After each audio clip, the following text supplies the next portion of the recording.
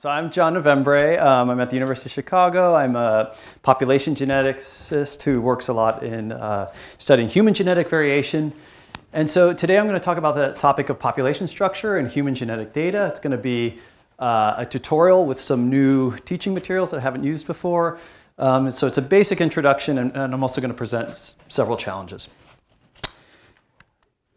So as a motivation, many of the people in this room are interested in developing methods. And in doing methods development and applying them to humans or whatever species you're interested in, it's worth asking how well will this method apply across the breadth of the human species, humanity. So it's inherent to, or whatever species you're studying, right? So it's important to understand the geographic structure, the genetic structure of the variation that exists in whatever species is of interest. Because many of us here work on humans, I'm going to give a data-driven introduction to human population structure that'll help convey some general principles about population structure. And then I'm going to shift to an applied context of thinking about some of the challenges that population structure creates in the study of polygenic adaptation. That'll be the second part of the talk. So a basic question is, what are some of the typical geographic patterns for human genetic variants across the globe?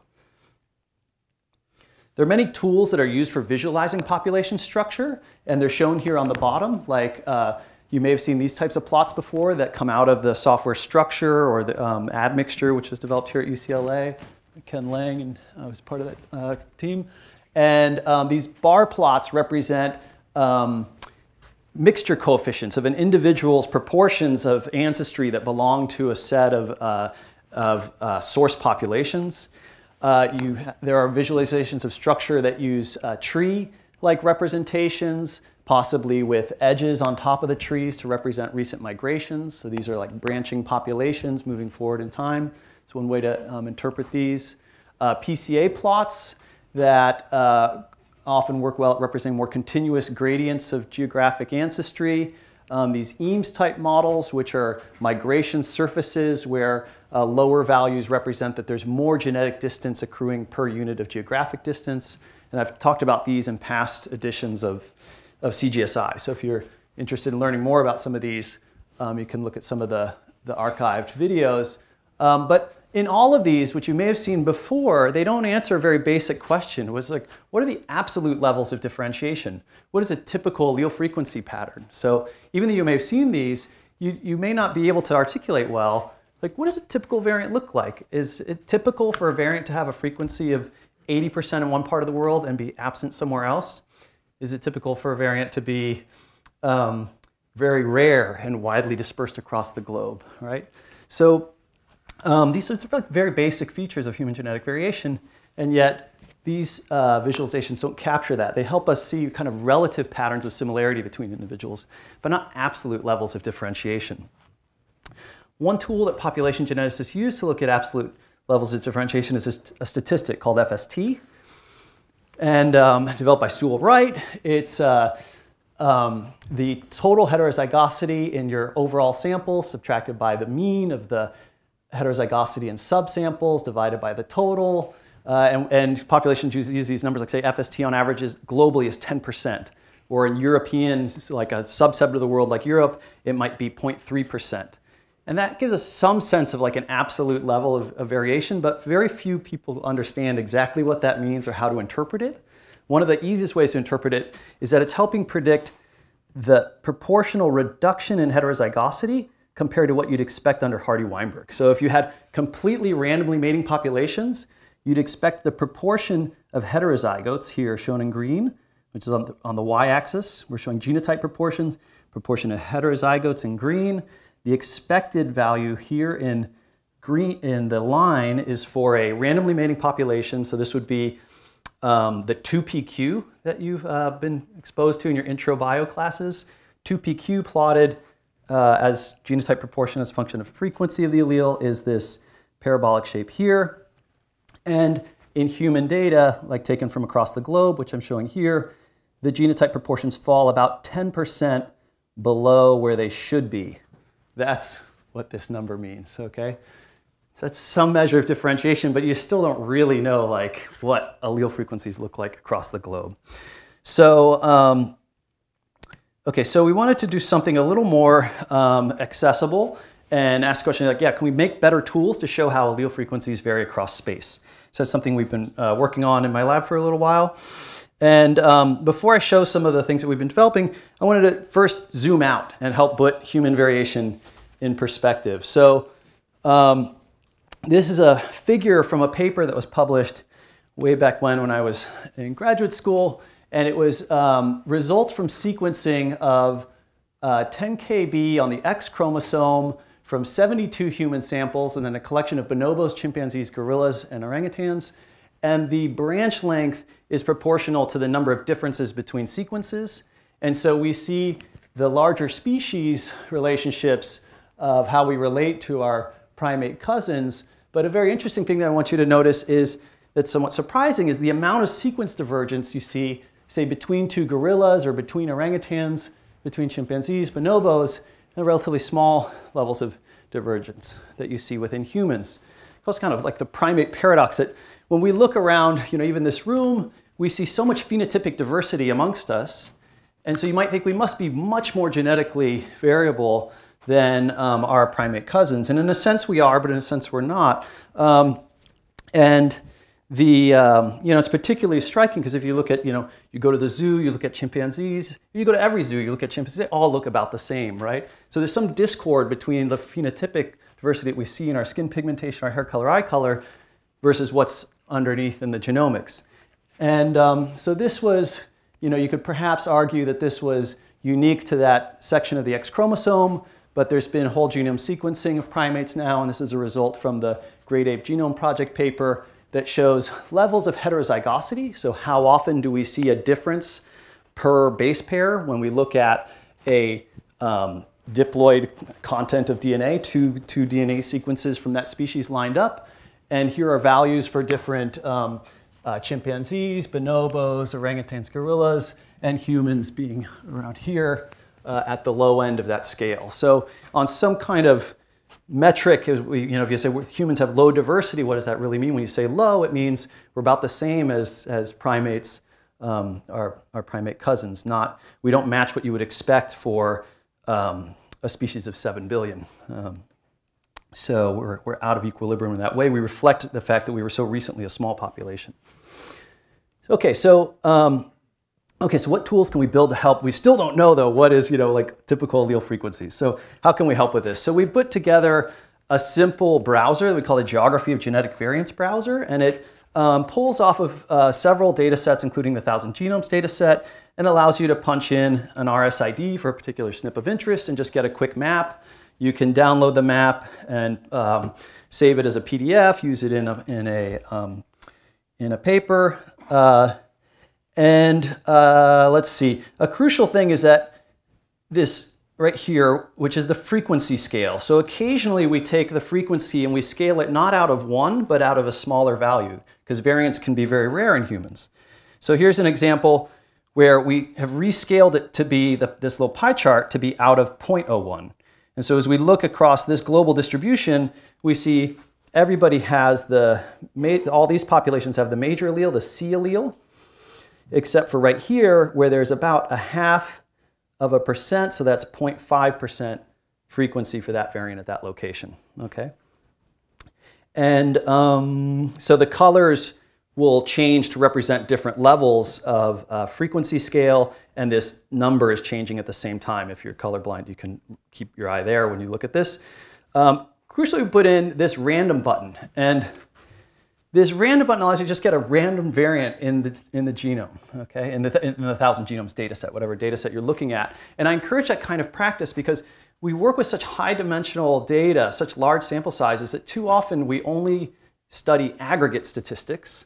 And it's useful to look at just individual items and many of them quickly. So I think this echoes the theme I think that Lisa brought up of like staring at the charts, getting to the data. Don't just look at aggregates of all the allele frequency data, but look at individual ones and many of them. So this random button allows you to quickly look at many variants and get a sense then of what typical patterns are. So what I'm going to show in this next slide is a little animation where I've hit that random button many times, so we're just going to see what are some random variants from the 1,000 Genomes data. Okay, so this first one, get our set up. It's about 0.5%. This one's about 0.5%, okay? And it's in one of the Southeast Asian populations of the data set. Okay, so there's one that's about 1% in East Africa, one about 0.5% in Europe, about 0.5% South Asia. Then that's our first common variant. This thing is kind of ranging from about, say, 35% to maybe a max value around 60% across the whole set of populations across the globe. There's one that's our first that's kind of in this green range. This is about 6%, and then kind of maybe about 2 or 3%. Notice that this one's shared between Africa and the Americas. These are African American and Afro-Caribbean and Latino populations from the Caribbean that are in the 1,000 Genomes Project. So already this variant is telling a story about human migration, about the African diaspora across the Atlantic. Okay, then let's keep playing.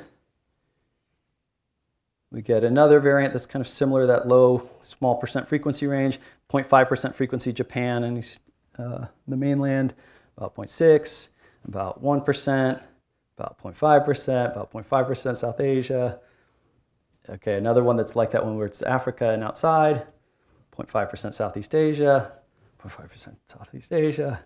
Okay, so that's a handful. So what are some of the typical things that we saw there? We saw a lot of very rare variants that are very geographically localized. We saw one common variant that was very widespread. We saw some that were in Africa and found not outside of Africa, except where there's been African ancestry that's moved to the Americas. So it's all kind of already a hint of human population history in just sampling the geographic distributions of a few variants. Now we'd love to see what's going on with all 88 million variants that are in that 1,000 genomes data set. So, I can't, play all of them. So we're going to come up with a simple way to categorize these patterns into discrete categories and count them. And so in this simple categorization, what we're going to do is use these 5 groupings that the 1,000 Genomes population paper defined. So Africa, Europe, South Asia, East Asia, and the Americas. And the Americas, just to remind you, has these Latino, African American populations.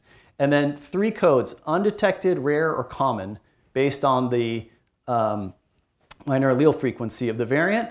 And so UURUU means it's undetected everywhere except that it's rare in South Asia. So this 26, the vector of length 26, the real valued numbers, is now a vector of length 5 with just 3 levels. And then this pattern we would just call common globally, because for most effective purposes, it's just common globally. That's a nice way to summarize it. So now then we can ask, what would be the most common categories genome-wide in the 1,000 genomes data? Of all the 243 possible categories, right, 5 digits, 3 different levels, 243 possible categories, how many of them would we need to explain 75% of all the variants in the 1,000 genomes data? Okay, so just think about that for a second before I show you the results. Okay, and let's take a look. This is what we see. So what we've done is make a stacked bar chart. It's sort of inspired by those logo plots where we're seeing the most common motifs. In terms of geographic patterns, the most common pattern in the 1,000 genomes data is for something to be rare in Africa, absent everywhere else. That's about 25% of all the variants. Then rare in East Asia and absent everywhere else, then rare in South Asia and absent everywhere else, or rare in Europe, then rare in the Americas, then rare in Africa and the Americas, because that's shared ancestry. So this was matching what we were seeing, lots of rare variants that are geographically localized. And then interesting, the first pattern that has a common variant associated with it, if a variant's common in one place, it's common everywhere. It's the pattern where things are common globally. Then the next one is common in Africa, absent everywhere else except for the Americas, where there's some African ancestry. And then we get into rare variant patterns where it's 2 geographic regions are kind of close to each other, Africa, Europe, South Asia, East Asia, Africa, Europe, Europe, South Asia, etc. Okay, but yeah, 75% of the variants are kind of captured by just these simple patterns of rare, localized, common, global. Okay, we can take this tool for visualizing distributions of variants and apply it to different SNP lists. So this is what you get. Okay, on the left is our genome-wide background, and then this is what you get with the SNP list from different array products. Okay. So different array products, like the Omni Express, the AFI6. Remember, these are designed to probe variants that were discovered typically in small sample sets, and they have kind of good tagging properties, and they're heavily enriched for common variants, and common variants that tend to be common in European populations because of a bias in the discovery process, variants that are kind of enriched for things where we're probing things that tend to be undetected in East Asia. You can see that kind of as a common property in a lot of these arrays. Even the mega array with the multi-ethnic array that is aiming to capture more diverse ancestry. And you can see it's achieving its mission in capturing variants, that are rare in Africa, et cetera. It has a better enrichment of African diversity, which has been an important priority. So, okay, so then, but why this basic pattern that we see in the genome-wide background? This is, in many ways, a signature of the recent African origin of all humans, okay? What I want you to picture is this population in Africa that has a mixture of rare and common variants in the way that population genetics works. You usually have more rare than common. And then it spreads out across the globe rapidly, and then populations start growing. And so you have kind of a set of common variants that were in the source population that get spread out across the globe. And then you have new rare variants popping up in each of these daughter populations that are young and geographically localized. And so that's what's explaining this main pattern. And here's some more kind of some simulation results to kind of support this, to sort of kind of show it. If you have something that's common and like 2,000 years ago, sort of when roughly on the time scale of when all human populations were back in Africa, if it was common back then, it will have drifted in frequency, but all the daughter population should have it being common today. And then a lot of the ancestrally rare variants are going to be lost. And so there's going to be few cases where things are rare and globally spread out. And then you have a lot of new mutations arising, but 2,000 generations is not enough time for them to get common in any one location. So they're rare everywhere. Okay? So this is really the recent African origin model. If we were a deep, non-recent African origin model, there would be a lot more variants that are CU, that are common to specific regions, but we just don't see that because of our short divergence time. Okay. You can apply this to look at personal genomes. So if we took an individual and sequenced them and made a VCF file that was just listing the variants they have relative to reference. So these are the variants that we would see in a pairwise comparison, right? Like me versus reference. How do I differ from the reference, right? And I think, oh, there's so many rare variants in humans, it must be also a lot of rare variants. But the thing is, a rare variant is very rare to carry, right? Most of the time, if I'm going to carry a variant that differs from the reference, so the reference is going to carry a variant that differs from me, it has to be a common variant. So most of our personal variants are common and geographically widespread. So that's that interesting aspect of most of the ways that we differ from each other are ways that any two people across the whole globe can differ from each other because they're these common widespread variants. What you would see then is deeper down in the rare variants, you might see more of an ancestry signal where, of the rare variants that I carry, they might be more reflective of my personal ancestry of some region of the world where I happen to be from. Okay. But the bulk, easily over half of the variants I carry are things that are geographically widespread across the globe. Okay.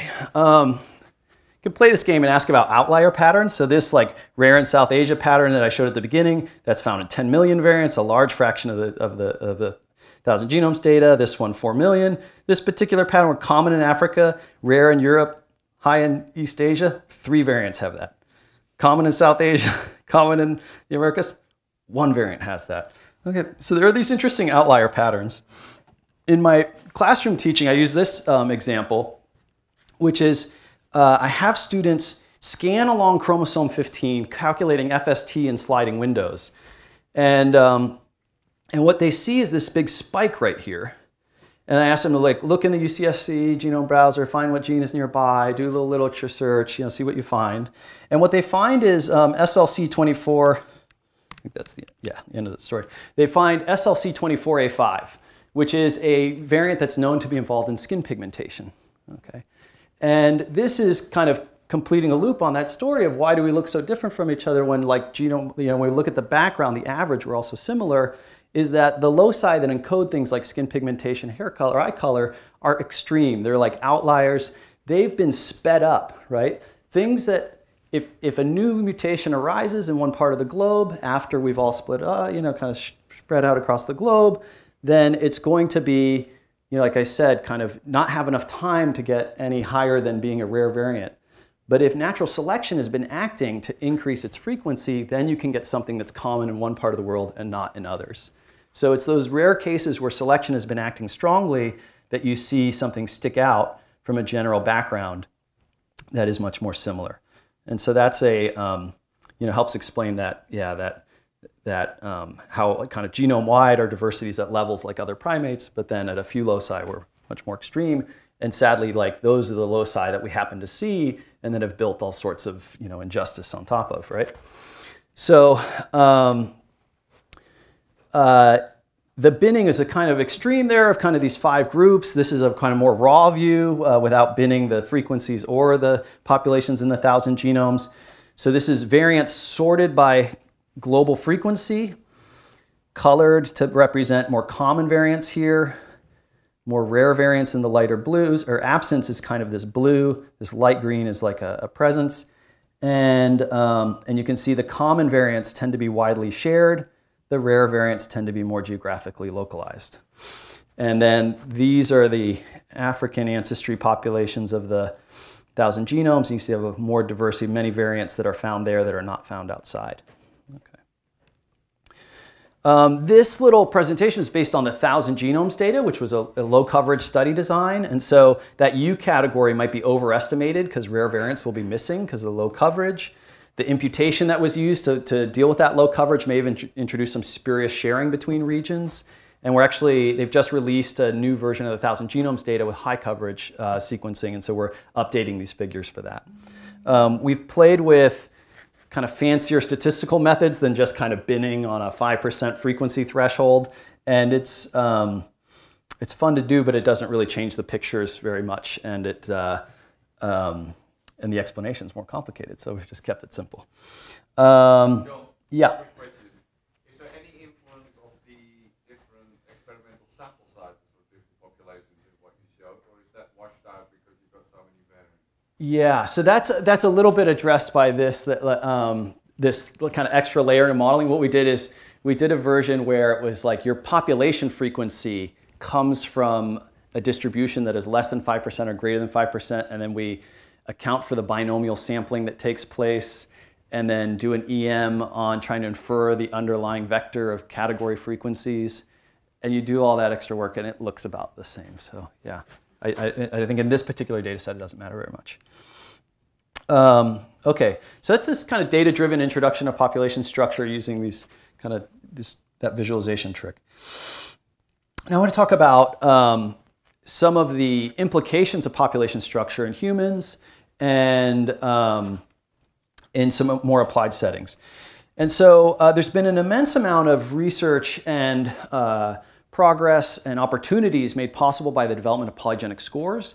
So GWAS have not just been, giving interesting targets for follow-up in terms of drug targets or molecular understanding of the disease. They've had a lot of other applications in terms of building these composite scores that sum over many loci that are associated with the trait, weighting them by their effect size, and are used, for instance, for predicting risk. So this is work by Seth Katherson, the coronary event rate, and stratifying individuals to high, intermediate, or low rates based on their polygenic scores, and showing that it is predictive of their rate of coronary events. So there's applications in that setting. In evolutionary genetics, where polygenic scores are being used to look at how particular traits may have evolved over population trees, which I'll talk about more.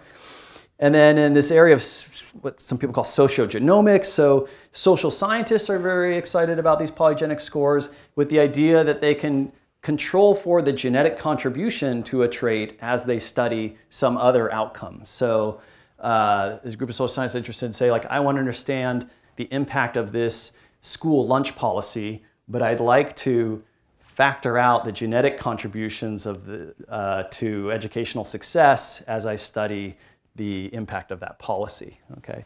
And in each of these, I want to stress that the portability of a polygenic score, the problems of stratification that come into constructing a polygenic score can have different outcomes. And for the moment, I'm going to focus on just an evolutionary genetics example and highlight some themes that we discussed in a perspective piece that myself and Nick Barton that was published last year. So we call it Tread Lightly, Interpreting Polygenic Tests of Selection. So polygenic tests of selection get their start with this revolutionary paper by Jeremy Berg and Graham Coop. It's really kind of the first example crossing GWAS results into evolutionary genetics. It's probably too strong a statement, but in the sort of modern instantiation, it's a key paper.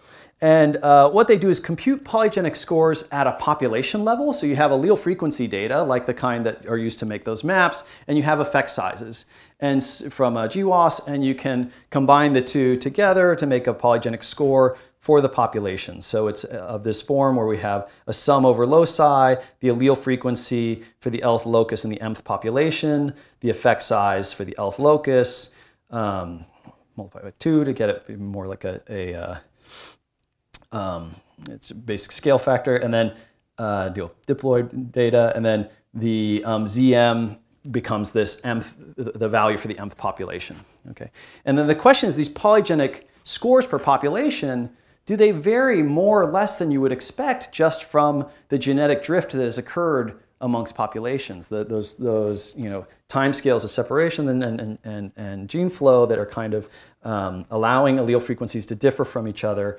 It's like asking, do the variants associated with the trait, are they diverging faster than you would expect, for instance, or in a way that correlates with some environmental variable? So compute these values. There's a step of decorrelating them because human populations have like this kind of nested covariance structure due to kind of population splittings and this tree-like evolution.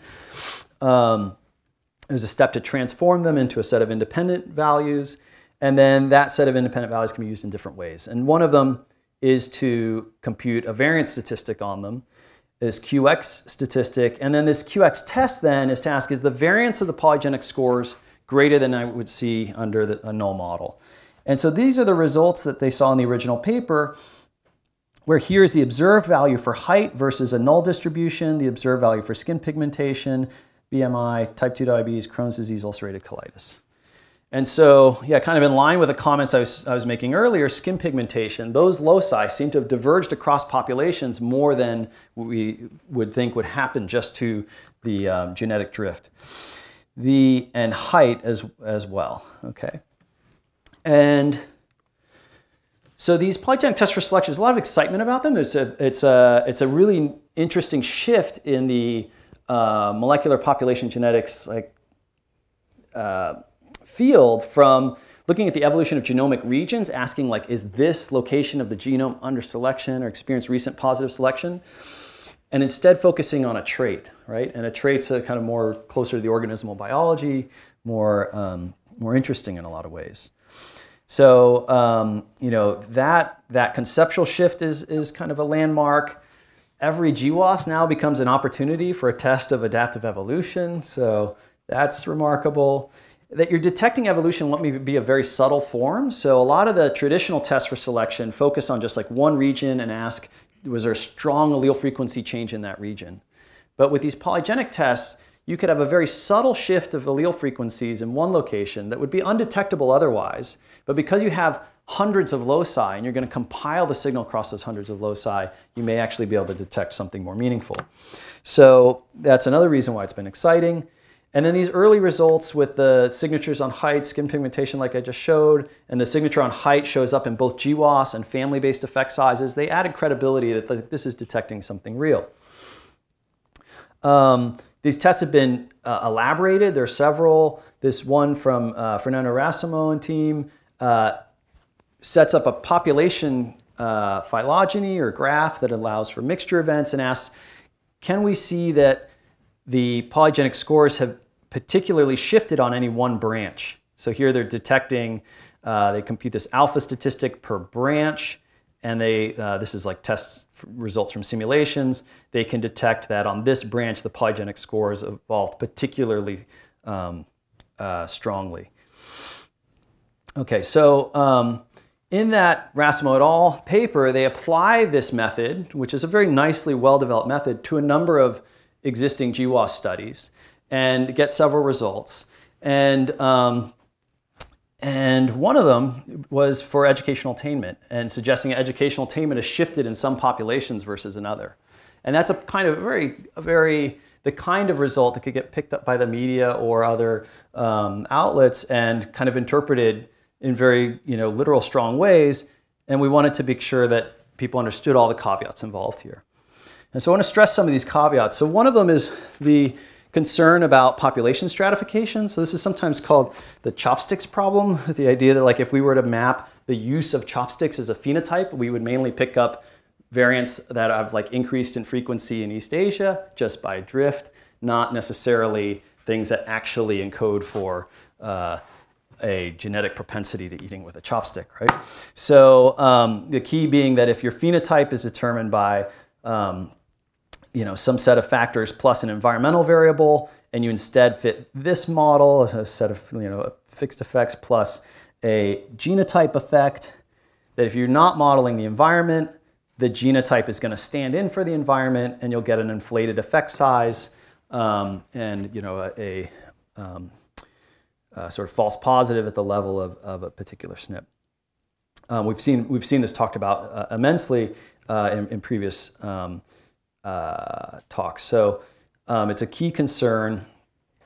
And then, yeah, it leads to, in this context of being very cautious with these polygenic tests for selection, to only trust results where the effect size has been corroborated by family-based studies, okay, where you can be much more certain that there's not stratification going on, though I'm going to return to this momentarily. Okay.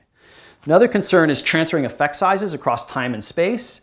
Most of the GWAS individuals that have been used in GWASs to date are from European populations. So this is a plot from a paper by Alicia Martin showing, just how overrepresented Europeans are in GWAS studies. So most of the time the GWAS is being done in one population, and then you're going to compute these polygenic scores for many other populations and ask how they vary. So how well that polygenic score represents the actual phenotype in another population is very open-ended. If the trait variation is due to mainly common variants, we now understand from our background of human population genetic structure from the first part of the talk that then that's maybe not such a problem because those common variants are shared across populations. But if the trait variation is due to more rare variants, we're going to have a much larger problem. There's the problem of LD, that most of the variants that we detect in a GWAS study are tagging a causal variant. They're not the causal variant itself. And the LD relationships between variants varies across populations. So this is a plot of R² values between different SNPs. So these are like LD blocks, if you're familiar with those. And this is for an East Asian sample on the lower diagonal, for an African sample on the upper right. And in general, the recombination, like LD blocks and LD relationships tend to be smaller blocks, weaker LD relationships in African populations because there's been more time for recombination to take place and shuffle up variants, whereas variants in outside of Africa have kind of gone through this out of Africa bottleneck.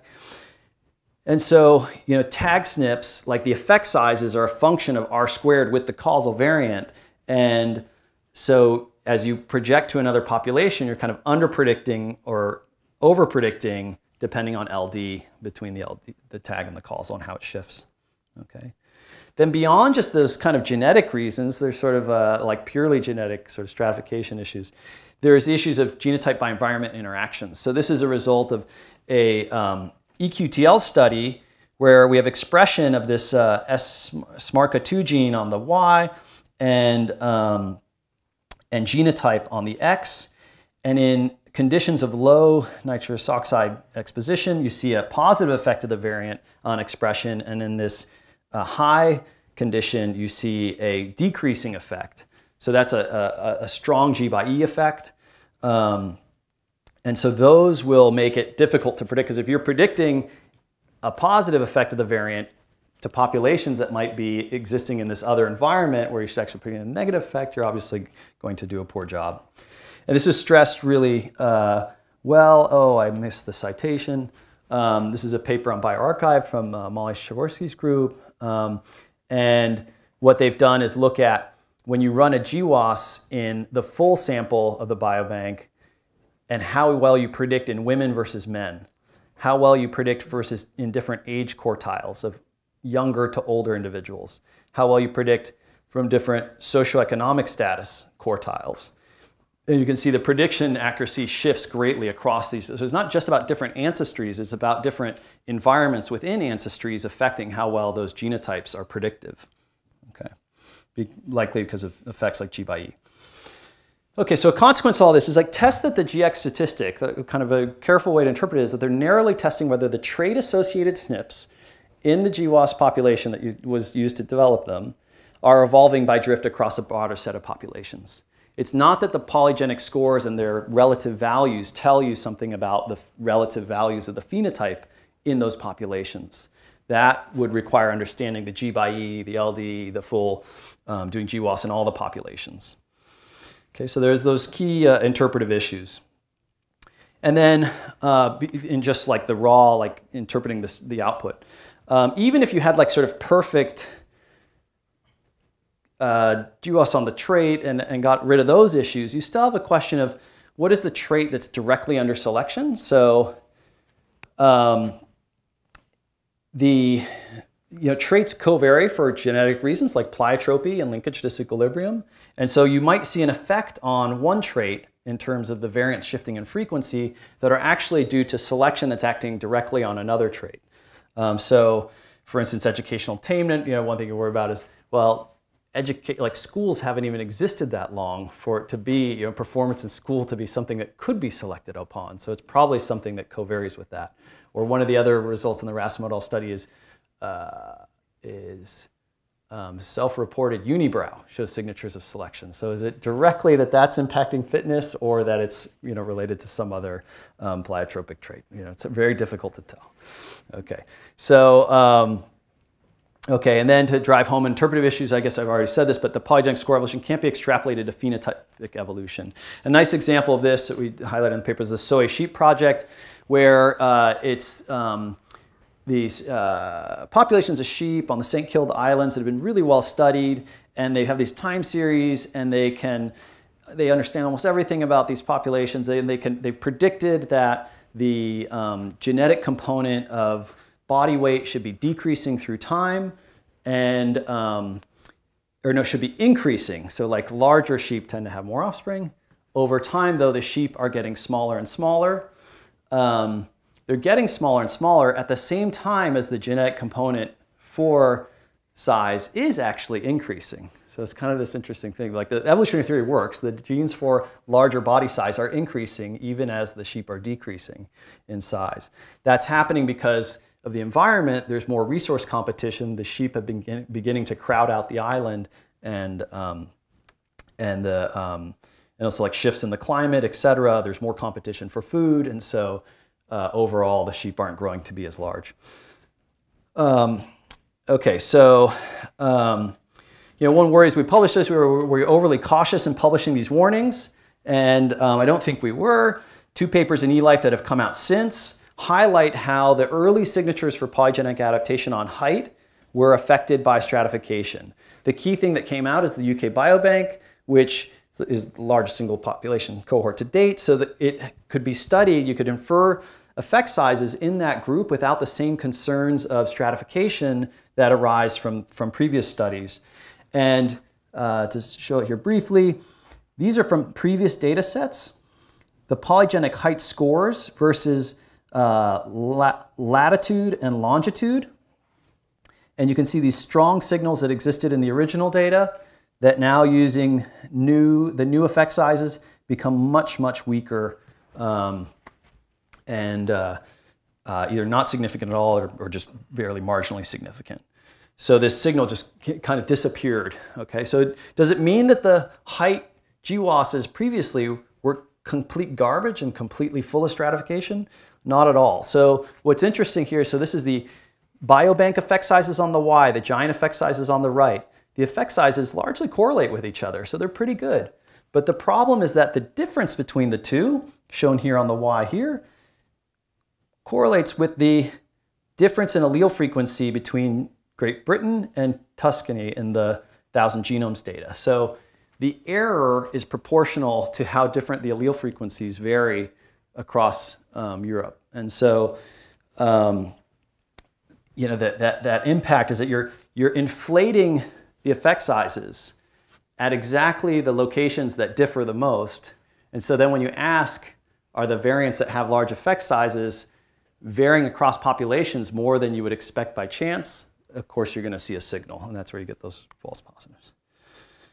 Okay, I'm going to skip that little side note. So yeah, so we're in this interesting time of progress, creativity for complex trait studies, but we need a lot of caution, especially when it comes to these polygenic adaptation studies. There's these different contexts, as I mentioned, to think about this problem. I think it's particularly bad in the evolutionary context because stratification is going to, you know, is going to overlay very closely with the population differences that are being used for the test of selection. I also worry about it in the sociogenomics context as well, where they're trying to control for the genetic component to ask environmental questions, but if the genetic component is subtly related to environmental components, you're going to have issues. But another area is the relationship to the broader public. So highlighting a piece of work here by Aaron Panofsky, who's done a lot on looking at how different groups, in particular white nationalists on sites like Stormfront, have been absorbing genetics information. And a set of slides that I've added to my talks for now about 1.5 years or so are these. So a few words on genetics and society. And so what I want to highlight here is riffing on this theme from Aaron's work, that there are groups that are reading the genetics literature and reading it to reinforce their racial views of the world. So this is a group that showed up at a art exhibit in New York, a video exhibit, started pouring milk all over themselves. And you might say, why are they doing that? Okay, here's on 4chan, a little poem that's like, if you can't drink milk, you have to go back. And why are they doing this? Because of this lactase story, that one of the genes, like skin pigmentation, the variants that vary a lot across the globe, are the variants that underlie lactase persistence, the ability to keep the enzyme lactase turned on into adulthood, which then allows you to digest the sugar lactose past sort of normal mammalian weaning years. And because it has a high frequency in Northern Europe, a lot of these people have latched onto this as a signature of their like European superiority. And it's a silly like premise for an argument because the variant is found in West Africa. There are other variants that are found in East Africa. They're in the same region. So it's not any specific signal. It is also a very strong outlier. It's like the go-to positive control in tests for selection. If you can't detect the lactase signal, you haven't written a test for selection. Because it's so easy to see. It's such a strong outlier. So they've focused on this really aberrant region of the genome. I worry that in evolution classes in the classroom, and many of you may be asked to kind of do quick summaries of human genetic variation for computer scientists for whatever setting, and you might be tempted to like grab an example like this off the shelf and teach it. But if you're not sensitive about how that information can be misconstrued, it may be like overly, it may be used poorly. So I worry about a molecular biology professor or population genetics professor telling this story too simply and having undergrads walk out of the room being like, wow, that was a cool example of human evolution. It was the intention of the professor, but oh, it's also an interesting example of how whites can digest milk and other people can't. And that makes us special, right? And that's not, the right impression that should be left leaving the room. So the second bit of this is to say that we need everyone in this room. We all have a responsibility to teach about genetic diversity carefully. One thing practically that we've been doing at UChicago is take advantage of these mandated like responsible conduct of research sessions to talk about the responsible conduct of communicating research. And that involves spending a session on thinking about eugenics and genetic engineering, including the history of eugenics in the US. I think this is particularly important given the sort of controversies around CRISPR editing that have occurred recently. And then a second session on genetics, race, and discrimination in biomedicine. And in there, we include teaching about the Genetic Information Non-Discrimination Act, which is in the US, one of the main pieces of legislation that helps protect against genetic discrimination. But it also has limitations, and this is a side topic I'm interested in, with polygenic scores kind of growing in their potential, where we might have polygenic scores for educational attainment, risk-taking behavior, et cetera. You can imagine a lot of uses of those in arenas that were not considered when the original GINA Act, this act was developed. So that's one concrete thing to do, and then also seeking out when you get the chance to engage with lay audiences, like Pint of Science type events, participating in those. After doing this, I was unsure about whether to present this next slide, but Shreya and I were talking about, so I want to toot my own horn, but it's not really. So I've been presenting these slides. I shared with a New York Times reporter, and she included that in a larger piece about this issue of how there are kind of consumers of genetic information that are unexpected and outside of the positive use cases we think of in terms of improving medicine. And at the end of the year, so she wrote about it in her article, and then at the end of the year, the New York Times said this, 18 memorable people we met across the country in 2018. A geneticist fights scientific racism. The traveling lecturer, John Novembre, began showing a photograph of white nationalists chugging milk and proclaiming lactose tolerance approval. Okay, so that is, that's enough to get you memorable. That's depressing if that's the level of engagement that we have, right? That's like, wow. Okay. Now, what's funny about this too is that this came out around New Year's. I was with my friends at New Year's. Like, oh wow, yeah, this is great, John. We should go get a paper copy. So we go out, we get a paper copy, and the paper copy has 12 memorable people we met across the country in 2018. And we're, oh, okay. And then, oh, didn't make the list. So I can just pat myself on the back, somewhere between the 13th and 18th most memorable people they met. All right. All right, so that's it. I want to thank Arjun, who helped put together those figures I showed at the beginning. A lot of that came out of a Novembre Lab hackathon that we did for fun, just picking a simple project, looking at the 1,000 genomes data, the community at UChicago, which has been great, and a lot of folks for discussions around these issues of population structure and portability. I prepared a lot of that material for a meeting that Anna DiRienzo put together in the fall, and then these discussions around genetics and society. Aaron Panofsky here at UCLA has been a great close colleague of mine with all that. And then these are a number of other interesting people if you're interested in those topics to look up and follow their work. And then I have my funding sources there at the end. So I'll stop there. Thanks.